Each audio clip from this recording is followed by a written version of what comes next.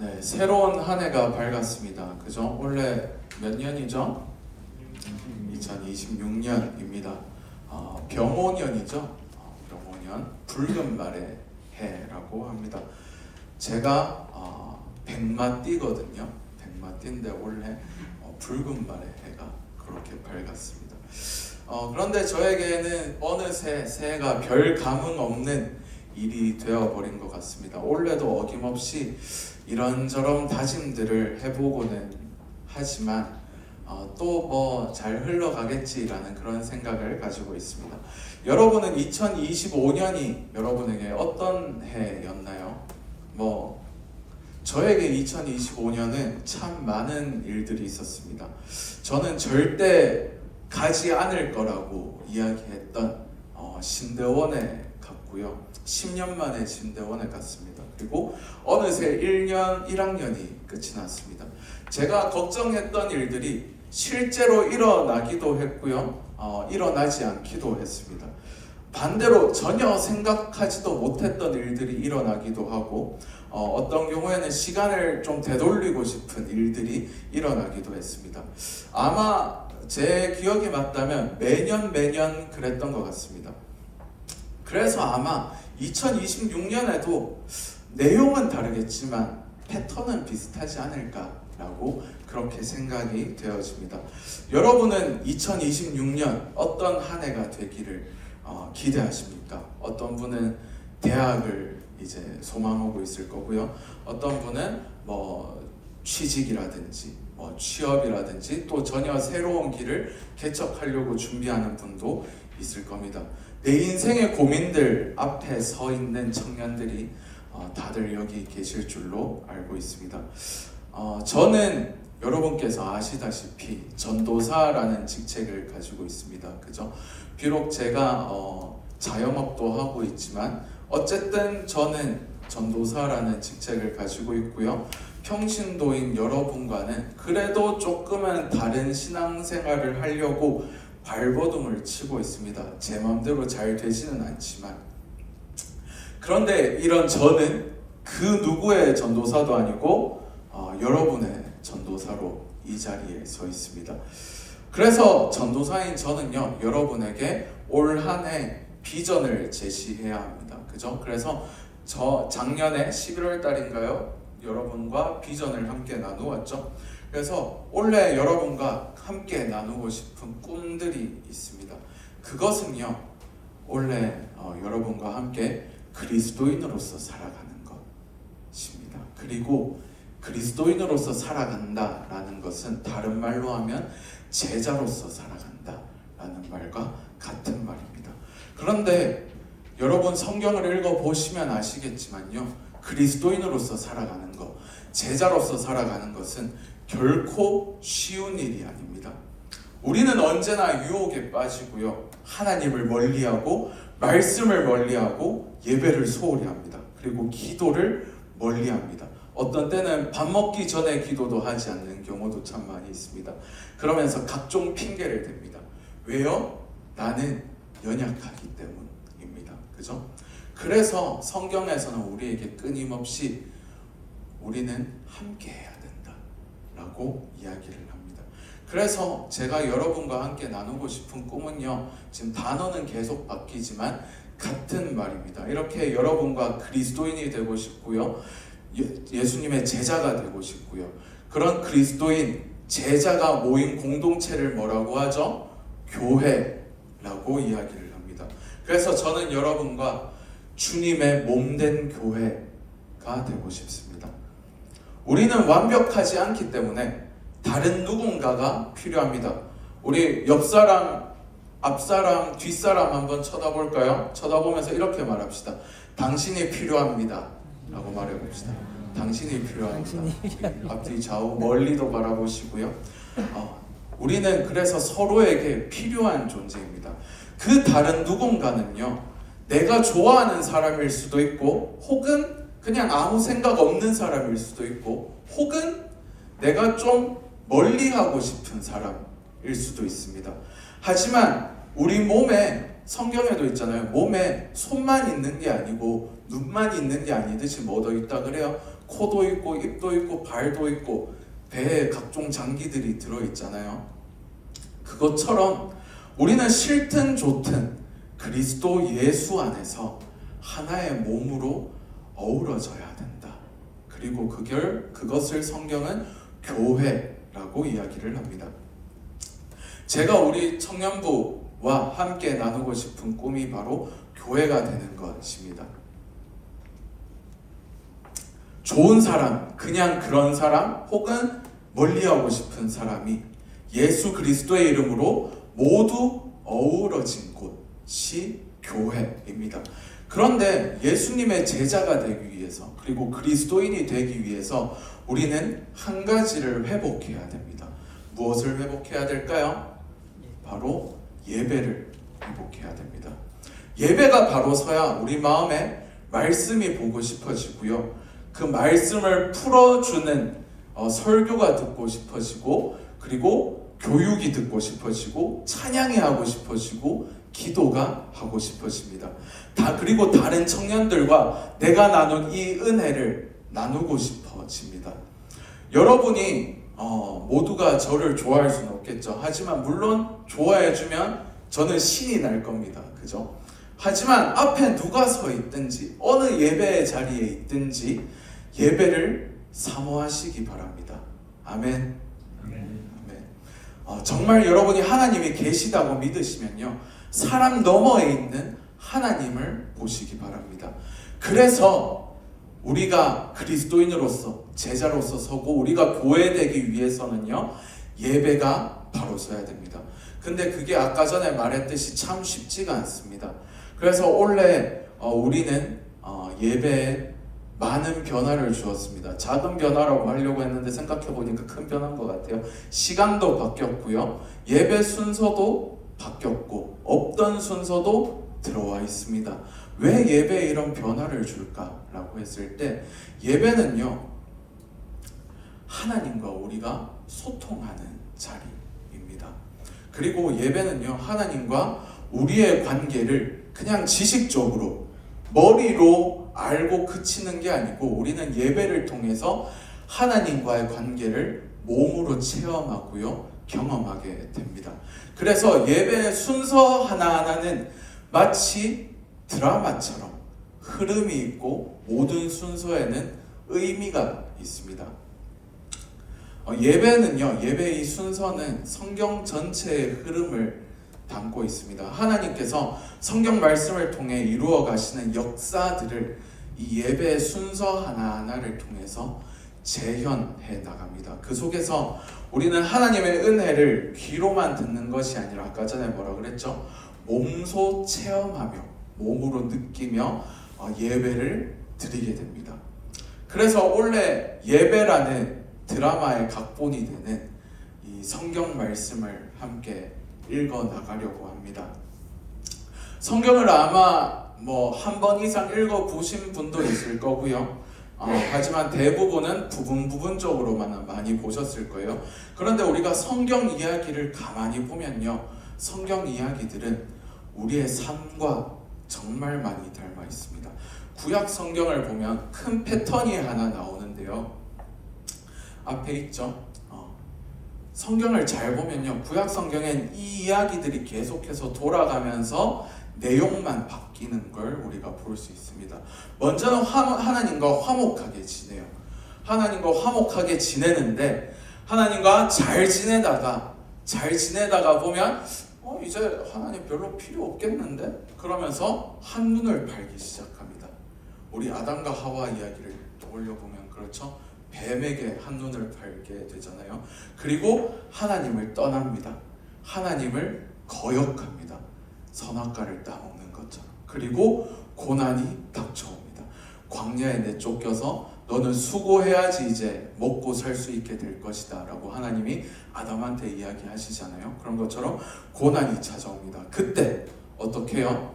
백성들이 하나님께 부르짖습니다. 하나님을 떠나서 살다 보니까요, 하나님 없이 못 살겠다는 걸 이제 우리가 알겠습니다. 하나님 우리를 도와주십시오 라고 부르짖습니다. 그러니까 하나님께서 그들의 부르짖음을 들으시고 어떻게 해요? 응답하시고 구원하십니다. 그래서 다시 이제 화목하게 잘 지내나 싶은데 얼마 안 있어서 성경을 보면 또 범죄하는 이야기가 나오죠.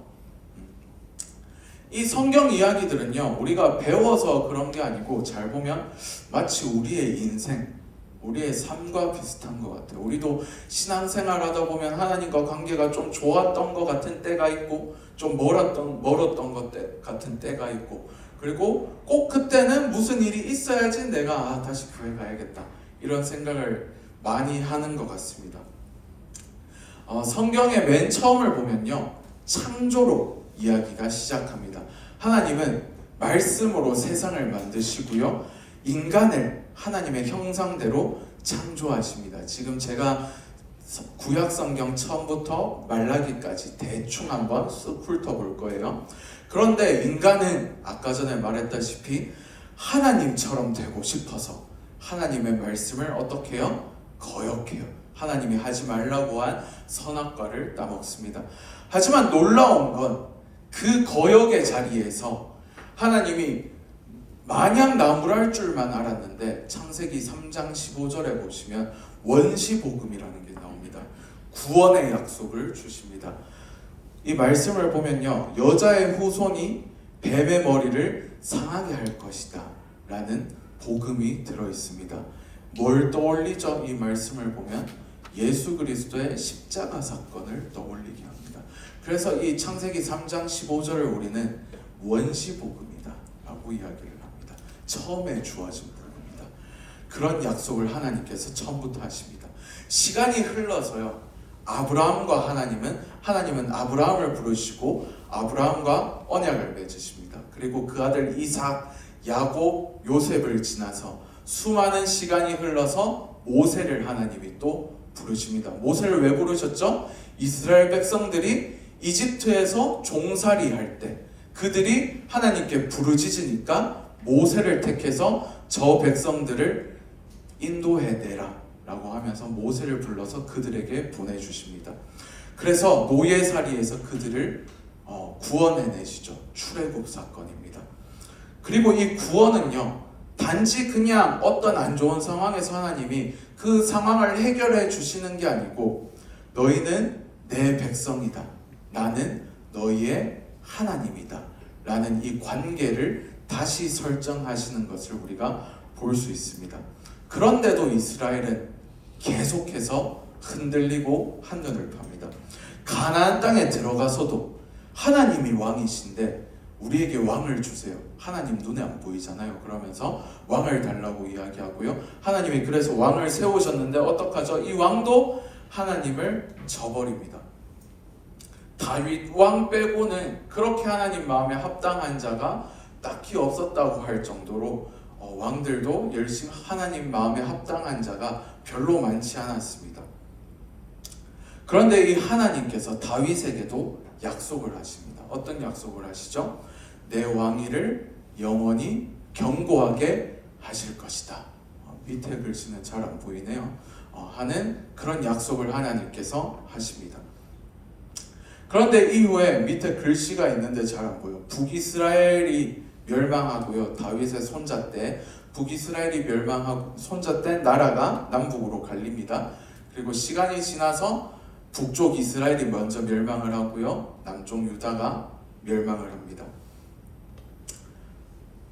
거역의 끝은요, 언제나 멸망이었습니다. 무너짐이었습니다.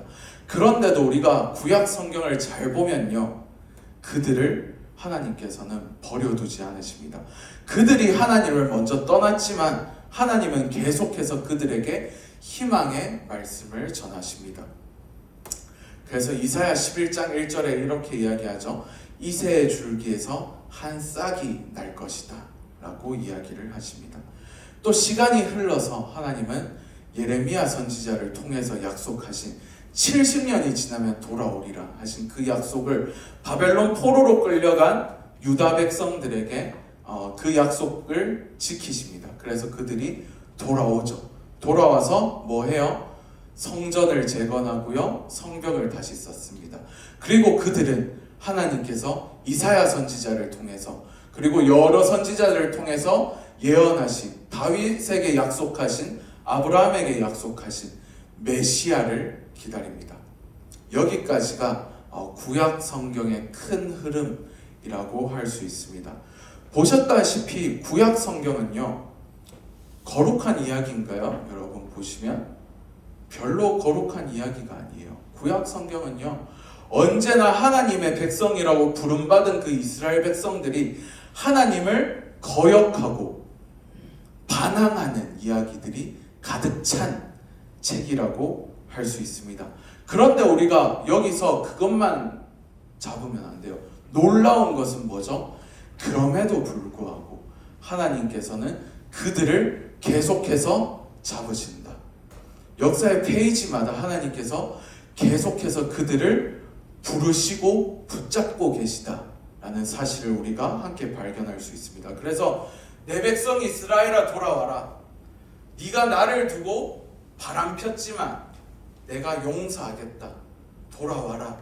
라고 하나님께서는 이야기하십니다. 그게 바로 구약 성경이라고 할 수 있습니다. 이 과정에서 하나님께서 기뻐하시기도 하고요, 슬퍼하시기도 하고 불같이 화를 내시기도 했다가 서운해하시기도 합니다. 하지만 결국 하나님께서 그들을 끝내 기다리시는 이야기가 구약 성경이라고 할 수 있습니다. 여러분에게 좀 이해가 잘 되게 하기 위해서 좀 불경한 표현일 수 있지만요, 한 가지 예를 들어보겠습니다. 요즘 이성 간에 이런 사람이 있으면 뭐라 그러죠? 호구라 그럽니다. 그죠? 상대방이 바람 피고 막 딴 이성이랑 막 놀다 오고 이랬는데도 기다릴게, 돌아와, 제발 오기만 하면 돼, 이렇게 얘기하면은 너 친구여서 바로 욕박죠. 그죠? 호구라고 합니다. 그렇게 보면 하나님은 어떻게 보면 우리가 흔히 말하는 알파메일과는 좀 거리가 멀어 보이는 것 같기도 합니다. 이스라엘이 보면 계속해서 다른 우상을 섬기잖아요. 이거를 성경은 뭐라 표현하냐면요, 이스라엘 백성이 남편인 하나님을 두고 바람 폈다 라고 이야기합니다. 간음했다 라고 이야기를 합니다. 그런데도 하나님은 뭐라 그래요? 제발 돌아와라. 호세아 선지자를 통해서 이야기하잖아요. 제발 돌아와라. 내가 기다리고 있다. 그리고 돌아와줘서 고맙다 라고 이야기를 합니다. 이런 내 애인이 만약 이렇다 그러면 내가 나쁜 놈이 되는 것 같은 느낌까지 느껴질 정도로 계속해서 하나님은 기다리시는 모습을 보여줍니다. 어떻게 보면 이성 간의 관계에서는 매력이 없다고 느껴질 수도 있고요, 남자나 여자로 안 느껴질 수도 있을 것 같습니다. 하나님은 정말 미련하게 하시게도 다 퍼다 주십니다. 뭐까지 퍼다 주시죠? 자신의 하나뿐인 독생자 예수 그리스도까지 우리에게 보내주십니다. 그런데요, 이게 진짜 사랑 아닐까요? 지난번에 사랑이 뭐라 그랬죠? 우리 작년 마지막 청년부 예배 때 굳이 하지 않아도 되는 것을 하는 것이 사랑이다 라고 제가 그렇게 말씀을 드렸습니다. 내가 이 사람에게 크게 잘못한 것이 없어도 혹은 쌍방의 잘못이라도 내가 먼저 뭐 하는 거예요? 사과하는 거예요. 내가 먼저 다가가는 거예요. 왜요? 그 사람이 소중하니까, 그 사람을 잃고 싶지 않으니까 내가 먼저 다가가는 겁니다. 나쁜 남자, 나쁜 여자가 매력적일지 몰라도 우리를 끝까지 살리시고 책임지시는 것은 그분의 하나님의 집요한 사랑이라고 할 수 있습니다. 근데 이때 오해하시면 안 되는 게 약간 변태적인 그런 사랑을 이야기하는 건 아니에요. 정상적인 관계에서의 그런 사랑을 이야기하는 겁니다. 왜냐하면 하나님은 우리의 아버지 되시고 또 우리의 남편 되시는 분이시기 때문입니다. 그리고 그 집요한 사랑은요, 하나님의 이런 거역하는 이스라엘 역사 속에서 이새의 줄기에서 한 싹에 나게 하겠다라고 약속하십니다. 이새는 누구죠? 다윗의 아버지입니다.